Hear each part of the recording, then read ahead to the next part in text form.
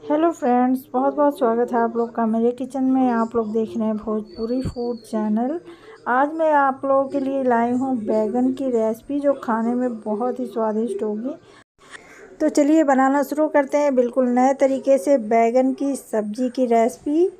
और अच्छी लगे तो लाइक ज़रूर। ये लिए मैंने आधा किलो बैगन फ्रेश बिल्कुल ताज़े, और कुछ मसाले लिए। तो एक टमाटर लिया, एक प्याज लिया है, और थोड़ा सा लहसुन लिया है, धनिया लिया है, जीरा, काली मिर्च और थोड़ी सी सौंफ। इन सारे मसालों को मिक्सर जार में डाल के पीस लेंगे। और तड़के के लिए मैंने लिया थोड़ा सा जीरा, थोड़ा सा मेथी और थोड़ी सी राई यानी पीली सरसों।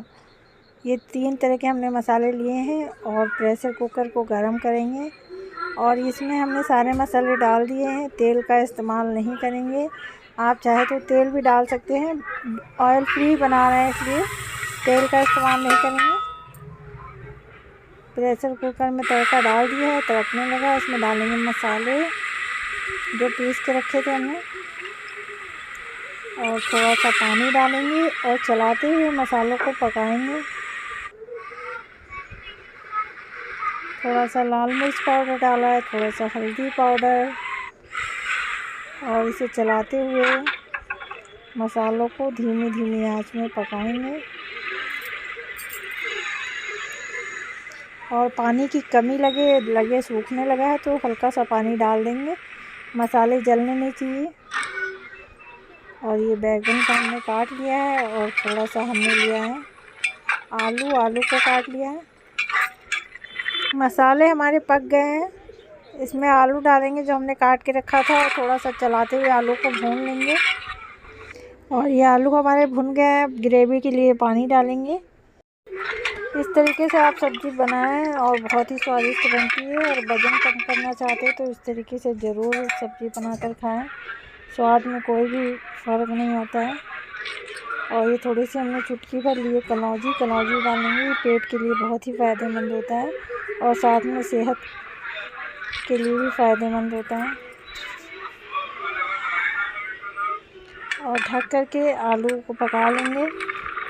तो ये आलू हमारे पक गए हैं, 90% आलू पक गए हैं। इसमें हमने जो काट के बैगन रखे थे, बैगन डाल देंगे और चलाते हुए अच्छी तरीके से मिक्स करेंगे।